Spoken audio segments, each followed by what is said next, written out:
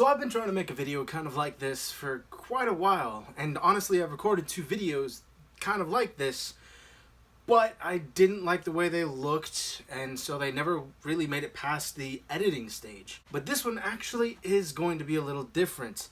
I always say that in all of my videos if you watch any of my Shedding Some Lights or something. And I don't want this to be a part of my Shedding Some Light series, but I do want it to be its own little series. I kind of mentioned in one of my Shedding Some Lights that I wanted to do different style of videos, and this is kind of what I was talking about. I want to actually unbox and review certain items. It can range from tech, to toys, to board games, to video games. And in this video, it's going to be 2 of those things. Video games and toys. This is Starlink, Battle for Atlas. So if you don't know what Starlink is, it's one of the newest versions of the Toys to Life series, including Skylanders, Disney Infinity, Lego Dimensions.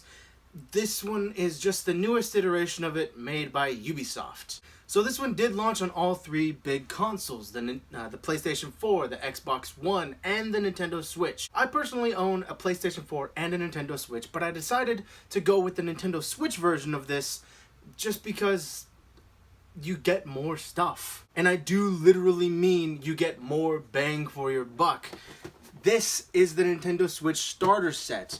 It comes with the game, it comes with this poster, and it comes with some extra stuff that the other consoles won't be able to get. Now, as you could tell by, the poster, I've already opened this, I've played with it for 4 or 5 days. I really like it, but I'll get to, gameplay and all that stuff later. I don't know if I'll be able to actually screen capture that stuff, or if I'm just gonna have to wing it.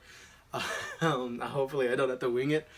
But anyways, let's just go ahead and unbox this thing already. So as you can see, unboxing it, you get quite a bit of stuff. First off, you actually get the R-wing itself. So, detachable wing and everything. You can actually take the wings and put them onto other ships. Then you have the 2 actual pilots. The first one is the basic character, Mason Rana. That's his name, right. He's just one of the basic characters that actually comes from the Starlink story. And then you get the Nintendo exclusive Star Fox himself. It's pretty good miniatures too.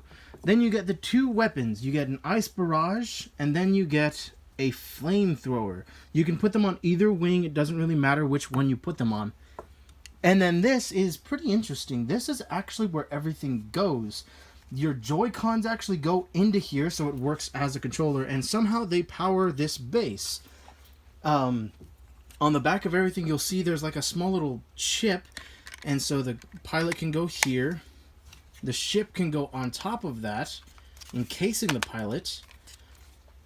And then the weapons can go on the sides. And then this actually lights up right here. This like little light right here. It'll show up, and whenever you go into like hyperspeed, you'll actually flash brighter and whatnot. It's actually pretty cool. And then of course you actually have the game itself. Now it does say there is a download that's most likely going to be necessary, and it's pretty basic, except it actually has a little booklet, which is interesting. Most games don't have the booklet anymore. Now the game will be in here. I just have it in my Switch because again I've been playing it for a while. And then, of course, you get the actual poster, the one that I had behind me. It is a double-sided poster, so this one shows off Starlink. And then the other side actually shows all the different collectible items, the different weapons that you can collect, the different pilots, the different ships, and then some of the different combinations that you can do to, do more damage. All in all, you get a pretty decent amount in the box. And of course, you can always go out and buy more ships. All in all, I really like this game. It's super fun. It's got a lot of creativity that you can do with it. You can combine the ships any way you want. And I know this because I actually went and bought another ship. Now, this one is the Lance, and it's piloted by Big Boy McGee. I don't know his name, but it does come with another weapon, the stasis weapon. It's one of the gravity weapons, and it's pretty cool to actually combine it with, well, not combine it, but do combination attacks with the other weapons. Like if you do this one, any other element that goes into it, it becomes a vortex of that. So like if I put the flamethrower on here, and I shoot this one first and then shoot the flamethrower into it, it'll create a giant fireball that's just like a storm that any enemies going in there will be damaged. It's pretty cool. Now obviously I've been singing its praises, but there are a few things that are kind of iffy about it. For example, I've played it in the docked version and the handheld version, as well as the kickstand version. What's the difference between the kickstand version and the handheld version? Well, the handheld version, you won't actually be able to play with the ship itself. You have to do it digitally. But if you do the kickstand, you can play with the actual controller and the ships. I prefer to do docked with the controller with the the ships, but I did notice that sometimes if you're in handheld or kickstand version, it's gonna be a little choppy. It might have kind of a bad processing on it. It slows, obviously when you take the Switch out of its dock, it's gonna slow down a bit. Now I don't know about the other consoles because obviously they don't, go portable. But it's not that bad, honestly. Like, it's not, I can deal with it. I've been dealing with it, and honestly, I really love this game anyways. There's just so much more good stuff than bad stuff that I can say that I'm gonna have to give this game a double thumbs up.